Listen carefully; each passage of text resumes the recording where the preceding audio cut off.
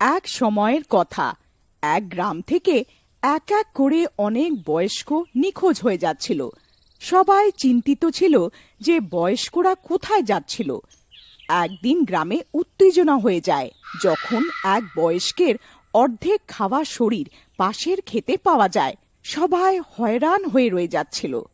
ভাই বান্টি, তুমি শুনলে পাশের জমিতে যে বয়স্ক গায়েব হয়েছিল ওদের মধ্যে একজনের অর্ধেক খাওয়া মাথা পাওয়া গেছে।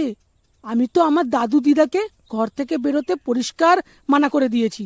হ্যাঁ দাদা, শুনলাম কি, আমি তো নিজে দেখে এসেছি। খুব বাজে অবস্থা করেছে, বোঝাই যাচ্ছে না এরম কিভাবে হলো। আর এই বাকি বুড়ো যে গায়েব হয়েছে গ্রামের, ওরা কোথায়? অনেক লোকেদের খুব খারাপ অবস্থা। আমি আমার দিদাকে সতর্ক থাকতে বলে এসেছি।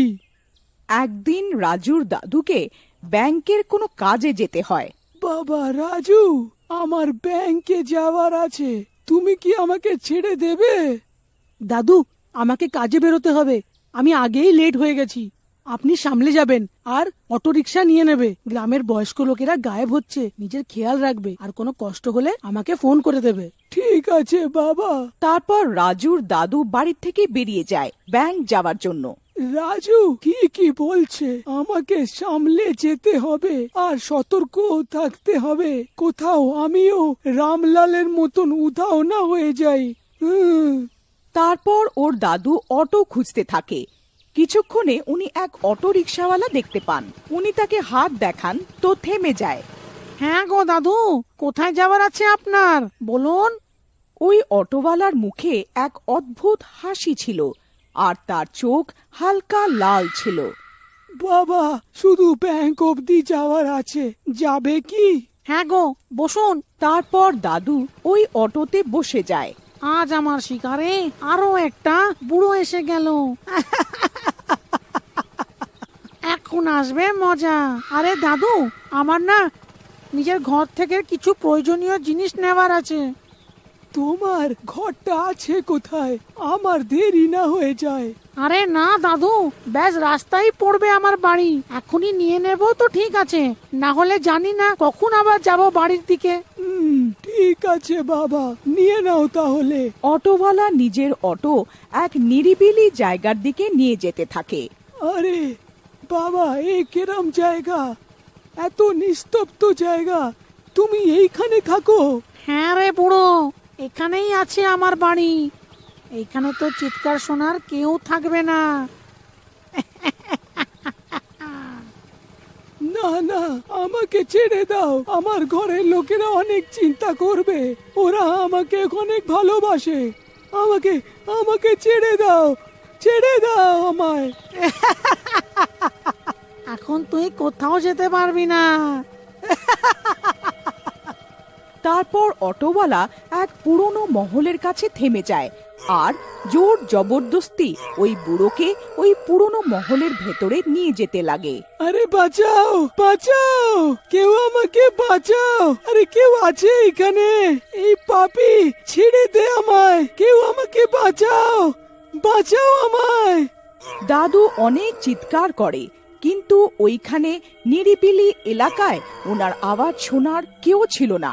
অটোওয়ালা ওনাকেও ভেতরে নিয়ে যায়। দেখ রে বুড়ো, এখন তুইও এখানে থাকবি। যে সেই দাদুর নজর বাকি বন্দি বুড়োর দিকে পড়ে, ওনার তো পায়ের নিচের জমি ধসে যায়। আরে পাপী বদমাইশ, তুই এই বেচারা মানুষদের এইখানে বন্দি বানিয়ে রেখেছিস, আর এনার ঘরের লোকেরা কত চিন্তা করছে। তাহলে এ তুই যে গ্রামের বুড়ো লোকেদের গায়েব করেছিস? হ্যাঁ। তারপর রাত হয়ে যায় আর হঠাৎ করে অটোওয়ালা নিজের আসল রূপে এসে যায়। শেষমেশ সময় এসেই গেল। আমার শিকারী বুদ্ধি থেকে কেউ বাঁচতে পারবে না। হ্যাঁ বুড়ো, আমি সেই যে গ্রামের বুড়ো লোকেদের উধাও করছি এত সময় থেকে। এখানে আমি তোকে খাবো। ওদিকে রাজু রাতে চাকরির থেকে ফেরত আসে। আরে দাদু কোথায় গেলে? কি বললো ব্যাংকের লোকেরা? দাদু, আরে ও দাদু। রাজুর আওয়াজ শুনে ওর মা জল নিয়ে আসে। আরে বাবা, এসে গেলি তুই, এই নে জল নে। দাদু কোথায় আছে মা? কখন থেকে ডাকছি। আরে বাবা, সে এখনো আসেনি ব্যাংক থেকে। আমার মনে হলো তুমিও ওনার সাথে গিয়ে থাকবে। আরে মা, আমি তো কাজে গেছিলাম। আমারই মাথা খারাপ হয়ে গেছিল যে আমি ওনাকে একলা ব্যাংকে পাঠিয়ে দিয়েছি। এখন কি করি? এদিকে মাঝরাতে ভূতেদের দল ওই পুরনো মহলে আসে।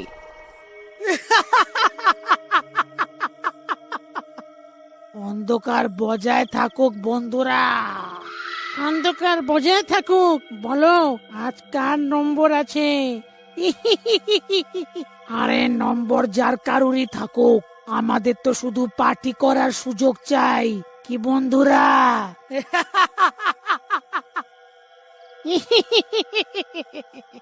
ঠিক বললে, চলো জমিতে যাই আর একটা বুড়োকেও নিয়ে যাই, পার্টি করব। তারপর সব ভূত ওই বন্দীদের মধ্যের থেকে এক বুড়োকে ধরে খেতে নিয়ে যায়। আরে নিজের পাপে ভয় পাও বদমাইশ, এখনো সময় আছে, যেতে দাও সবাইকে। সব থেকে আগে আমরা তোকেই মুক্ত করব। আর সব ভূত মিলে ওই বুড়োর উপরে আক্রমণ করে দেয়। ওই চাঁদনি রাতে তার চিৎকার কেউ শোনে না। তারপর সব ভূত ওর মাংস খেতে থাকে আর পার্টি করে। এদিকে রাজু হয়রান হয়ে সকাল হওয়ার সময় দেখে। তারপরে সকালে, চলো আজ জমিতে জল দিয়ে দি, ফসলটা ভালোই হবে। হারিয়া খেতে পৌঁছায়, কিন্তু ওখানকার মাটিতে রক্ত দেখে তার চোখ ছানা ভরা হয়ে যায়। আরে ওই দেখো, আরো একটা লাশ। আরে এসো সবাই তাড়াতাড়ি এইখানে, আরো একটা বুড়োর শরীরে মাংস খাওয়া পড়ে আছে। হারিয়ার আওয়াজ শুনে সবাই দৌড়ে আসে। রাজুও সেখানে পৌঁছে যায়।